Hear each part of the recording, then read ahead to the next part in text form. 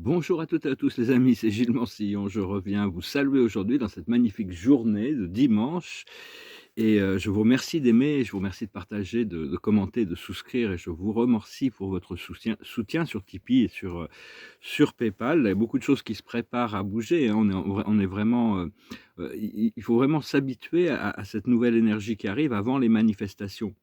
Parce que ici, je viens parler surtout de l'ascension, du procédé d'ascension, c'est-à-dire élever notre conscience dans un plan de réalité supérieure, découvrir notre nature multidimensionnelle.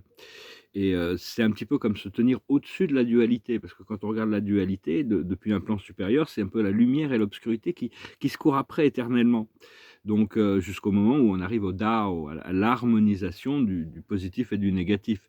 Même si c'est pas quelque chose qu'on maintient dans notre conscience, une fois qu'elle est intégrée, elle est intégrée, elle revient sur cet état naturel d'intégration. Je voulais aussi, discuter du fait que dans le monde dans lequel on vit, qui est la réalité matérielle est plus importante que la réalité spirituelle. Mais l'esprit m'a rappelé de très nombreuses fois que le spirituel est beaucoup plus important que le matériel. Ce qu'il y a, c'est que pour que le monde, si on peut pas montrer un succès matériel, on peut pas faire taire les voix, hein, parce que bon, ils ont la moyen de, parce que c'est quelque chose on peut quantifier les choses matérielles, la richesse, toutes ces choses-là.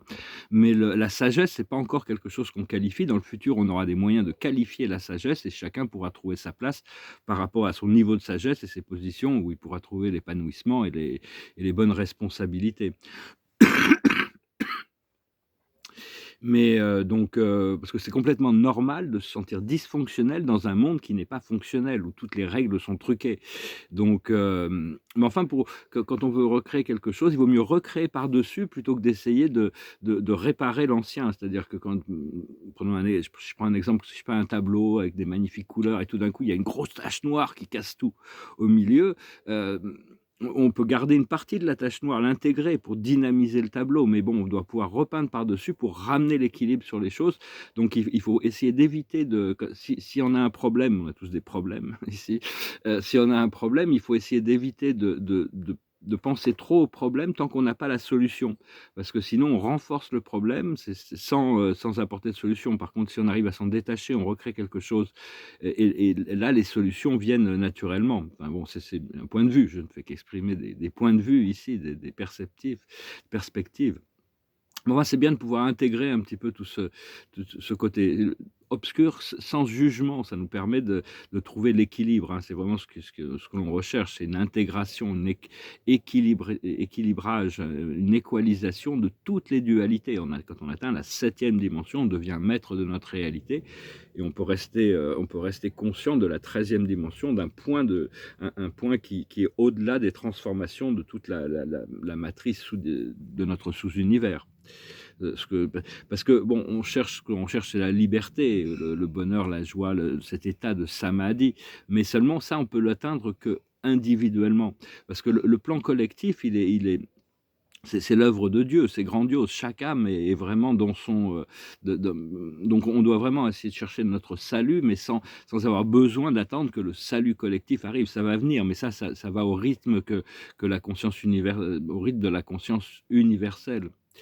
Toute la source des maux, des problèmes, de tout ce qu'il y a, qu'on peut vivre ici sur terre, c'était Plotin, un philosophe qui se posait la question de si Dieu est un, Dieu n'est qu'amour, Dieu est toute chose, d'où viennent les maux?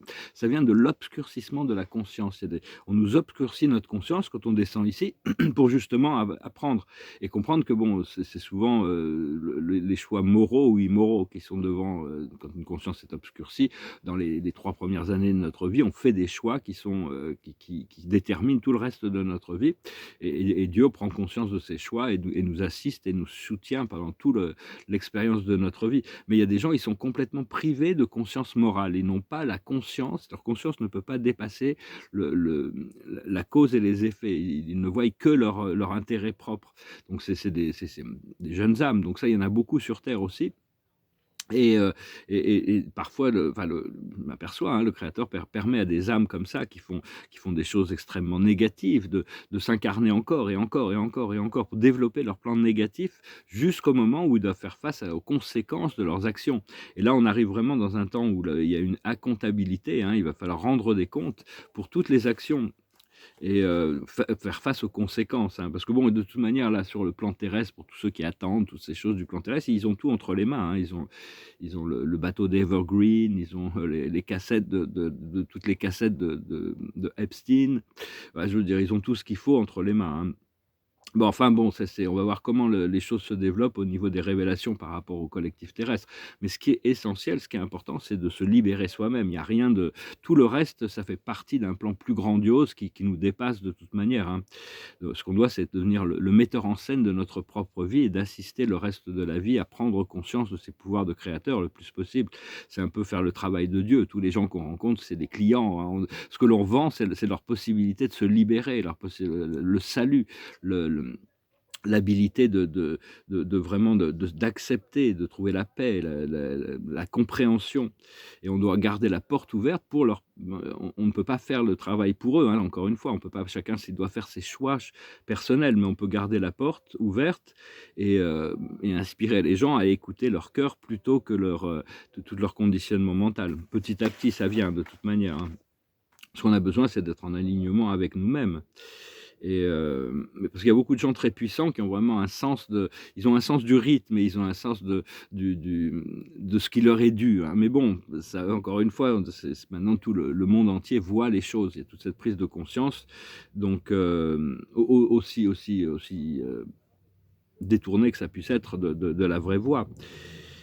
Et mais enfin, bah, il va y avoir besoin d'action, hein. Il y a beaucoup de documents qui sont déclassifiés, on m'envoie des trucs, mais bon, je travaille pas, à Interpol, hein, donc c'est pas à moi qu'il faut envoyer ça. J'espère que ceux qui sont dans les positions de pouvoir agir le feront rapidement, sinon il va y avoir des interventions cosmiques.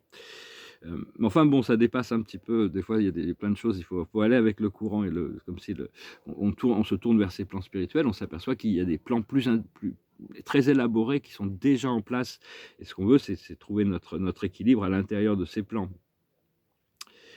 Et parce que bon, on peut pas savoir que dû à l'élasticité du temps, on ne sait pas trop pour ceux qui peuvent concevoir qu'il y a un créateur qui dirige le flot des actions et l'évolution progressive dans toutes les sphères de tous les univers.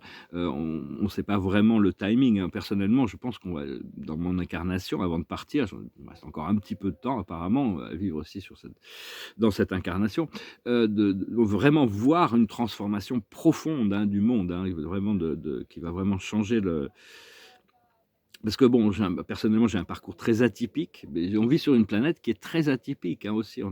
Il y a vraiment aucune des choses qui se passent naturellement dans l'univers s'est passée naturellement pour cette planète, donc mais enfin c'est aussi ce qui fait son intérêt.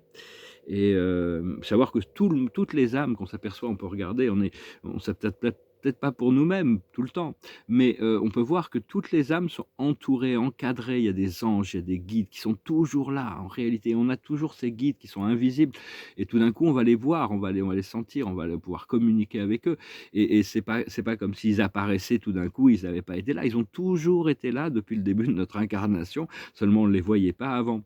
Donc tout ça, il faut se préparer à rentrer dans ce champ unifié, hein. Et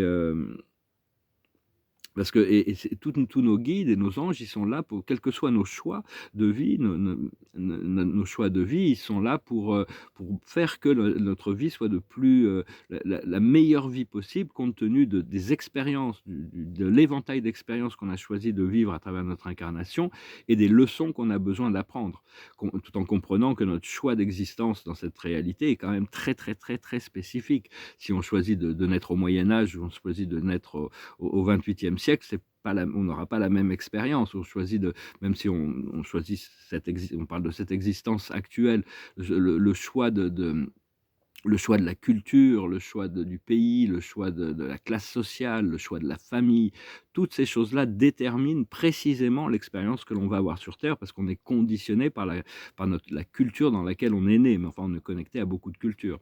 En réalité, on a vécu un petit peu dans toutes les cultures. Donc il faut arriver à dépasser toutes ces limitations le plus possible. Et Comprendre que Dieu est unifié, notre tête divine, une fois qu'on l'a comprise, elle est en toutes les choses et elle a tous les pouvoirs à l'intérieur de toutes les choses. Donc elle peut communiquer, elle peut nous refléter, une fois qu'on a nettoyé le miroir, Dieu peut nous refléter des choses très puissantes à tout moment à travers, tout le miroir de la vie et donc on doit vraiment créer ces égrégores positifs, ces égrégores, ces logos, connectés au logos, des consciences collectives sacralisées qui vous donnent une sensation d'une conscience de groupe, hein. Éventuellement, on va arriver à comprendre les logos solaires, enfin planétaires, solaires, galactiques, universels, cosmiques, enfin il y a toutes sortes de logos. Il y a tout ce qui existe, comme disait Platon, c'est un peu le monde des idées de Platon. Tout ce qui existe dans une forme matérielle a une contrepartie divine, éternelle et sacralisée dans une dimension supérieure. Et donc on pourrait se nourrir de ces énergies parce que c'est vraiment des choses très, très fortes et très puissantes. Tout en restant des simples, humbles messagers du créateur, hein. On est là pour ça, pour aider l'humanité à se rapprocher de Dieu, comprendre mieux la vie en réalité, hein. C'est un petit peu c'est un peu la mission et demander à être notre être véritable. C'est l'alignement qui est encore plus important que les manifestations, parce que si on a les manifestations mais qu'on n'a pas l'alignement, on va perdre les manifestations, vont être chaotiques. Alors que si une fois qu'on a l'alignement, on est, on est, on a vraiment, on peut rester dans cet alignement. On est plus on peut se détendre plus, on est moins challengé, on est moins, ouais, je dis ça regardez, voilà, bah, écoutez, c'est à peu près ce que je voulais raconter aujourd'hui, hein. J'espère que vous passez une bonne journée, que vous vous préparez et bon, c'est une question de se recharger, hein, commencer à faire ses plans, se préparer. Je vais voir un petit peu avec le tarot de Osho, c'est un petit pour le divertissement, un petit peu les cartes, le miroir. La voix intérieure, c'est l'observateur, hein. Continuez à écouter cette voix intérieure, c'est la voix de l'intuition. Après ça, ce qu'il faut comprendre, la plus haute sagesse, c'est de pouvoir éclairer son chemin, son propre chemin, pouvoir être une lumière sur soi-même, continuer à éclairer la voie des autres aussi, bien sûr. Ce qu'il faut comprendre, c'est le maître, c'est être maître de soi-même, hein. C'est accepter accepter de rentrer dans la 7e dimension pour être maître de soi-même et pleinement connecté avec avec la 8e dimension, toutes les énergies collectives, le portail, à travers le portail de l'infini. Ce qu'il faut faire, c'est aller avec le courant, lâcher prise de la résistance, aller avec l'amour, le ressenti, le bien-être. Et l'aboutissant, ça va être des célébrations, hein. Donc vraiment, ça se prépare. Là, je les sens, ça va être extraordinaire. L'esprit n'arrête pas de me dire que je vais bien, hein, je vais rire. Le but, c'est de pouvoir rire dans la vie, parce qu'on a été créé, c'est pas été créé comme étant une misère. C'est juste que la conscience est obscurcie, et donc il y a des gens des âmes sombres qui sont eux dans le pouvoir, à la recherche du pouvoir. On les a un peu. Maintenant, il y a tout un équilibrage qui va se faire et des révélations et toutes sortes de choses. Je veux aussi dire par rapport la charité, c'est quelque chose de très important. C'est une racine essentielle de sentir de l'empathie. Par contre, pour tout ce qui est œuvre de charité, vaut mieux le faire soi-même, hein, parce qu'il y a toute cette idée aux États-Unis comme quoi, ça venait d'ailleurs, je viens de voir un documentaire là-dessus, c'était Carnegie qui avait écrit l'évangile de la richesse. Il disait qu'il fallait que les riches deviennent très, très riches pour pouvoir, donner plus à tous ceux qui en ont besoin. Et dans un sens, il avait pas tort là-dessus, mais enfin bon, à partir du moment où on rend public une donation ou une assistance, c'est de la publicité pour notre ego, hein. Ça a rien à voir avec de la charité. Si ça peut être fait discrètement, c'est quand même mieux. Mais enfin, il faut pouvoir redonner, il faut pouvoir repartager quand même, ce que l'on a. Tout ce que l'on a nous vient de la source, nous vient de Dieu et donc la vie, c'est surtout sur le partage quand on rentre dans le champ unifié. Ce qu'il faut, c'est le faire intelligemment et essayer par exemple, si vous êtes, une cause des éléphants, c'est bien de donner un chèque pour sauver des éléphants, mais aller en Asie ou en Afrique, vous rencontrez les éléphants, hein, pour savoir le bien-être qu'ils ont pu avoir. Vous voyez ce que je veux dire? C'est une implication beaucoup plus personnelle. C'est juste un exemple. Je regarde pas mal de documentaires assez intéressants. Là, je suis en train de m'instruire sur pas mal de choses. Alors, je vais tirer quelques cartes. C'est d'avoir le temps de faire ça pour le moment. J'ai hâte de me remettre à peindre là. Ça va bientôt être, l'observateur de la journée, la carte de la journée, c'est la destinée, hein, les destinées. On doit vraiment s'aligner avec notre destinée et être prêt pour ce qui arrive. Puis je vais retirer une dernière carte pour un petit peu avec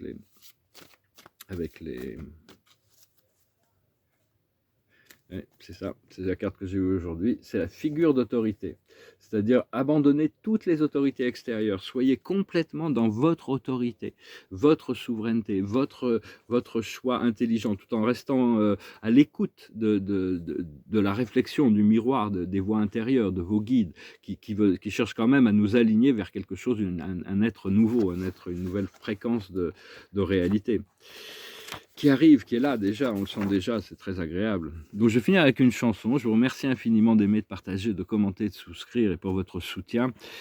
Et c'est une, j'ai pas trop cherché là, j'ai cette chanson-là, c'est sur le combat quand même on doit tous mener un certain combat ici pour arriver à ce que notre nature reste lumineuse, reste dominante. Ça s'appelle l'œil du tigre, faire face à nos peurs pour dépasser nos peurs. Comme ça existe. Rising up. Back on the street, I did my time, took my chances. When the distance now I'm back on my feet, just a man and his will to survive. So many times it happened too fast. You change your passion for glory.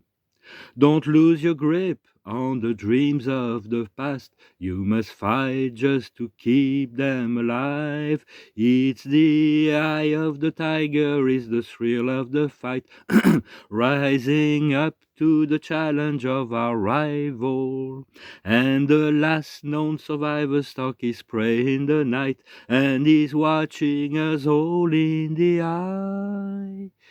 The eye of the tiger. Face to face, out in the heat, hanging tough, staying hungry. They stalk the odd till we take to the street for the kill with the will to survive. It's the eye of the tiger, is the thrill of the fight, rising up to the challenge of our rival. And the last known survivor stalks his prey in the night, and is watching us all in the eye of the tiger.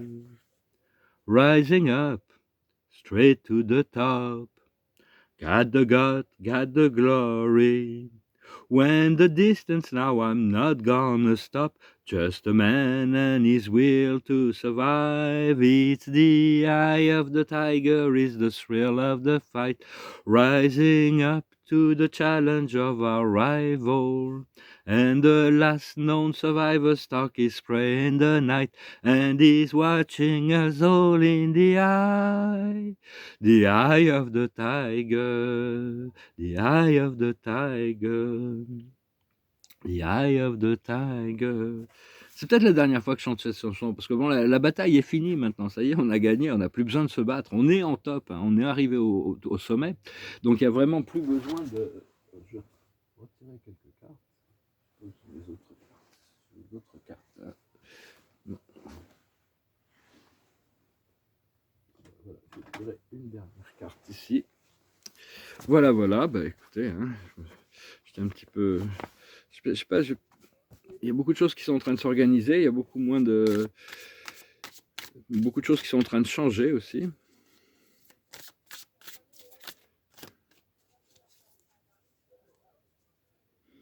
J'espère bientôt vous voir à Paris.